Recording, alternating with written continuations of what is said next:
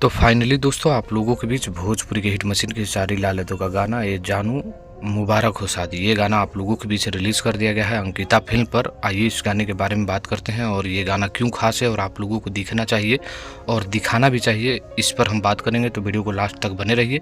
Channel पर पहली बार visit किए होंगे तो चैनल को सब्सक्राइब कर लीजिए। दोस्तों मैं हूँ रविंद्र और आप लोग देख रहे हैं भोजपुरी स्टोर चैनल। गाना खेसारी लाल दुकाया हुआ है जो बहुत ही कमाल का गाना है, ये जानू मुबारक हो शादी। इस गाने को खेसारी लाल यादव गाए हैं।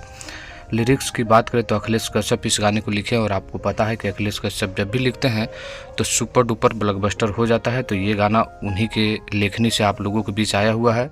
म्यूजिक राज गाजीपुरी का है और ये गाना अंकिता फिल्म पर आया हुआ है। अंकिता फिल्म की बात करें तो सुलभ कुमार भी काफ़ी मंझे हुए हैं जो आप लोगों के बीच नए नए टॉपिक की तरह से आप लोगों को गाना देते रहते हैं।